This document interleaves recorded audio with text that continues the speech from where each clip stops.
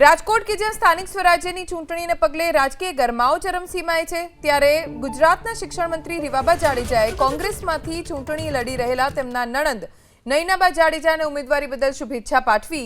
જો કે આ શુભેચ્છાની સાથે રીવાબાએ ભાજપની જીતનો મક્કમ વિશ્વાસ પણ વ્યક્ત કર્યો અને કહ્યું કે લોકશાહીમાં ચૂંટણી લડનાર દરેક વ્યક્તિને મારી શુભેચ્છા, પણ ભાજપના પાયાના કાર્યકર્તાઓ પર મને પૂર્ણ વિશ્વાસ। આગામી 26 તારીખે જ્યારે પરિણામ જાહેર થશે, माफ करजो, आगामी 28 तारीखे જ્યારે પરિણામ જાહેર થશે ત્યારે ભવ્ય વિજય તો ભારતીય જનતા પાર્ટીનો જ થશે।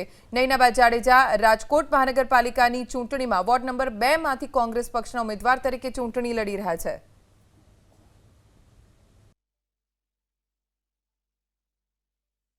એમને ખૂબ ખૂબ શુભકામના, પરંતુ મને વિશ્વાસ છે રાજકોટની જનતા ઉપર, ભારતીય જનતા પાર્ટીના સંગઠનના કાર્યકર્તા ઉપર કે આગામી 26 તારીખે જે પેનલમાં ભારતીય જનતા પાર્ટીના ઉમેદવાર છે એને જંગી લીડ સાથે જીતાડી અને કોંગ્રેસને મુંહતોડ જવાબ આપવામાં આવશે।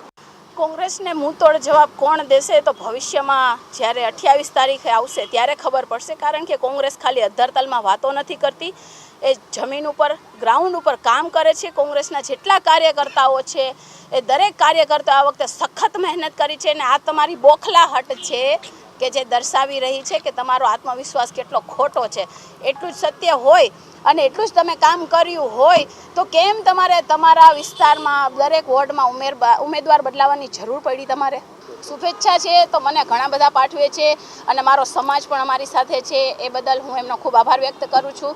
અને ખાસ તો માં ભગવતીના આશીર્વાદ અમારી સાથે છે અને અમને પૂર્ણ વિશ્વાસ છે કે અમારી જે મહેનત છે એ રંગ લઈ આવશે।